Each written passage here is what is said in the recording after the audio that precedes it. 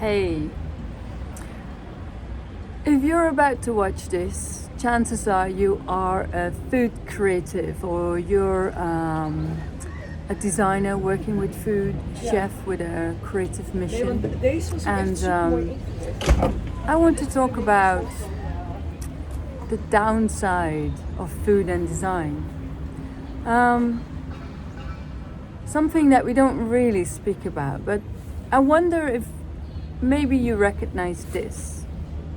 You started working with food because you love food, you love understanding the effect that food can have on people. You love that you work with a living material, you love that you work with something organic, you love with that you can actually make experiences with a material that people put inside their bodies that becomes part of them. You love that you can work with something living, something that is always different. You love that you can work with people through food, that you can connect people through food.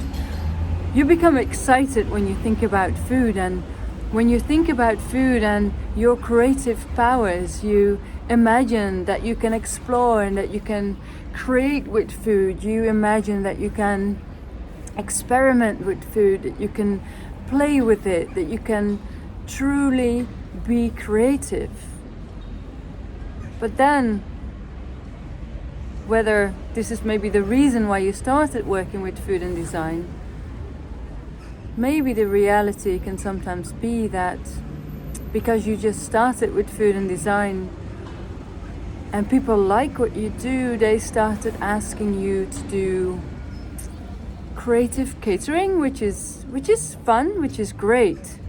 But it can happen that you have a client who's really enthusiastic and they really love what you do and they want to hire you.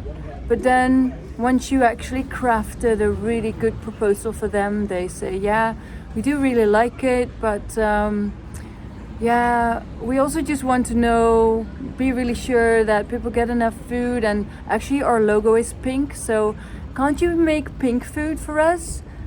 And then you think, yeah, but I actually want to make something more creative, more special. But yeah, you also have to pay the rent, so you start making the pink food and the pink logo and you do all the serving and everything, and actually they didn't have that much money, so you can't really afford to hire enough staff to do everything, so you're doing everything, and then people really love it.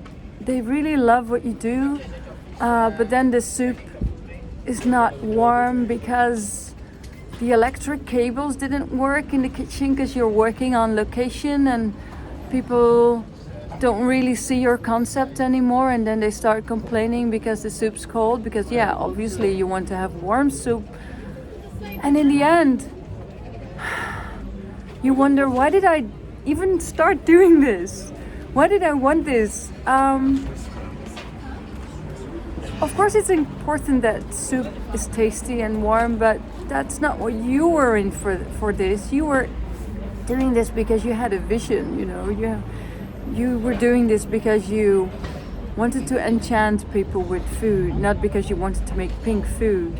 So in the end, you clean up and you drag all these heavy loads of crockery downstairs, and people come to you and they say, I really love this dinner. Thank you so much.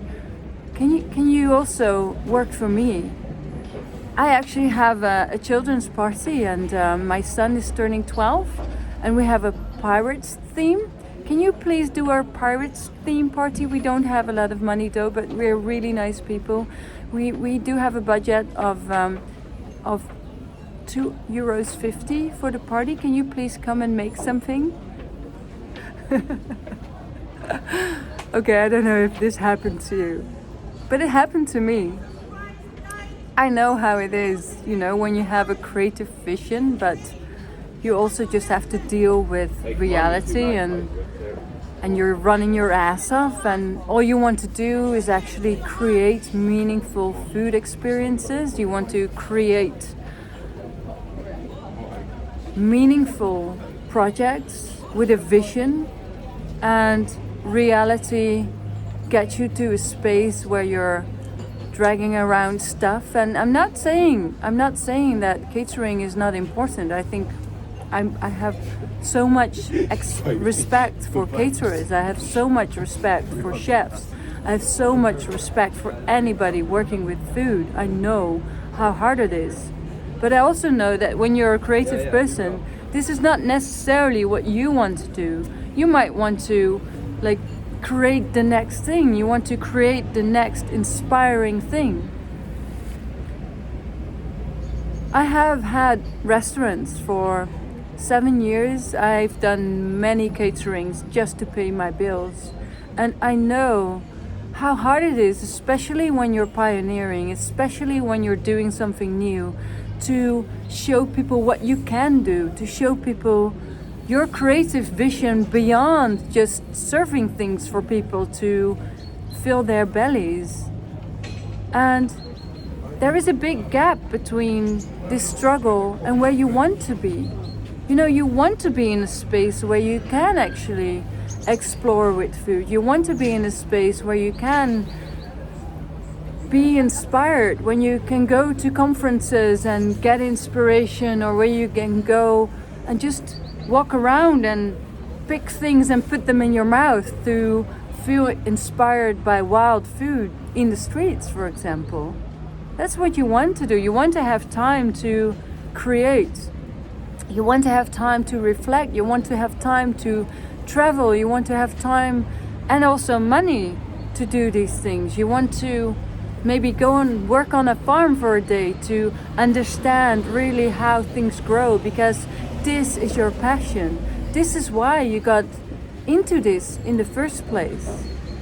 So I've been doing this work now for over 20 years, and yes, I was running around without any time to develop new things, without any mental space to feel inspired to create new things, just because I felt I needed to survive. And thankfully, and I am really happy about that, I found a way to get out of that and to have space again to create new things, to have space to reload, to find inspiration, to experiment, to play again with food. And it's not that I am necessarily a special person, so I managed to get in that situation. This is because I have made lots of mistakes. I have made horrible mistakes, and I've learned so much from it. I do have experience, but also because I invested in my own development. I have been doing trainings. I have been developing my skills. I have been investing in me as a designer working with food. And so it's not me that intrinsically by myself found out how I could get in the position that I am in now. It is because I had great mentors to help me as well. And this is something, when I look around me to lots of people that started working with food and design, you know, I see them in the same struggle as I was in when I had my restaurants, or when I just started, when I was doing all my caterings myself. I was the cleaning lady, I was the chef, I was the servant. I was probably worse off than you are right now. I'm pretty sure. and now it's fun to look back to, and I have great stories to tell about that.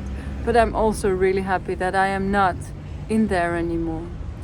But when I see people starting with food and design now, and it's understandable, you know, you're a pioneer, you're doing something that is not established yet. You're doing something that a lot of your clients don't really know what it is. They don't really know what they can ask you to do. And it is understandable, but it's also avoidable. it's avoidable to be in that situation.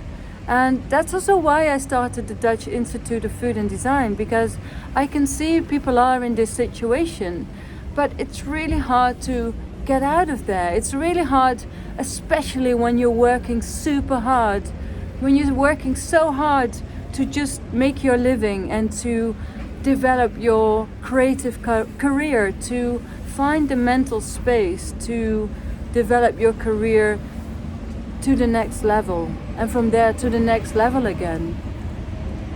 It's really hard to find that mental space. So that's why I started the Dutch Institute of Food and Design, because I feel from the space where I am now that I can help to create this platform to help people feel supported by this global movement of food and design, which is actually happening right now. This is a global movement. You are not by yourself. You're not the only one doing this, but at the same time you are one of the rare people doing this. This is not established yet. So from there, from starting the Dutch Institute of Food and Design, this is also the reason why I start this online course, because this is not an academic course. You know, it will give you insight in the field, it will give you lots of inspiration in the field, but it will also just give you practical tools that you can use to get to that next level, that you can get out of this only producing without creative development just because you have to survive mode. And I know this mode, and I know, you know, maybe sometimes you just have to go through that.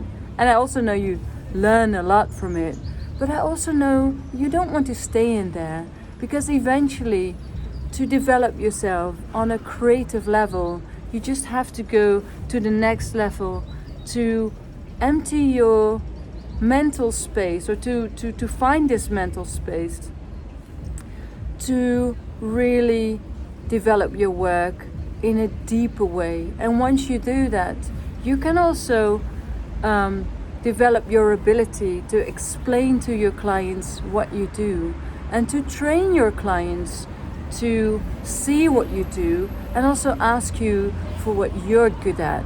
So you don't have to worry about the soup anymore. The soup is still important, but it's not your problem anymore.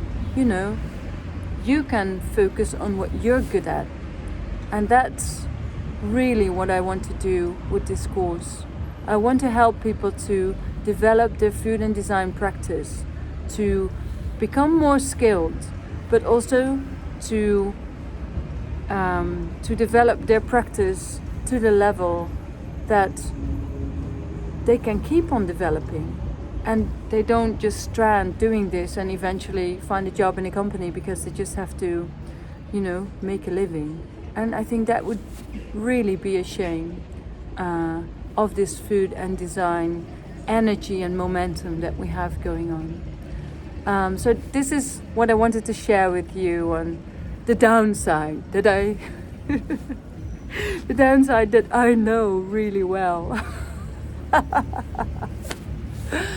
Oh my, oh my.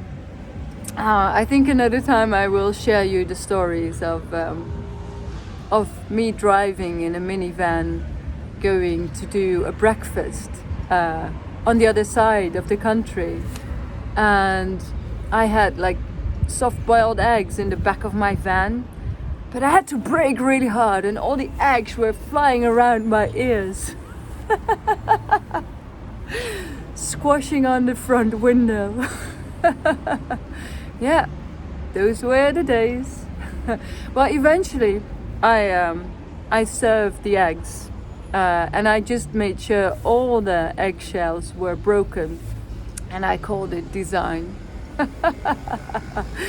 That was the design solution for amazing conceptual eggs. Okay, well, that's it for now, but I just wanted to share this with you because I think it's really important to, you know, if you do want to invest in yourself, to really know why you do that, and also, you know, where do you want to go to? What is your vision? How would you like your food and design practice to be? How would you like your life to be? I think that's at the core of everything you do, and it's really valuable to explore that for yourself. If you want to continue working with food and design for many years, then this is the first question to ask yourself. What do you want? So from the Dutch Design Week in Eindhoven, where I have the time to look around, I'm saluting you. Bye!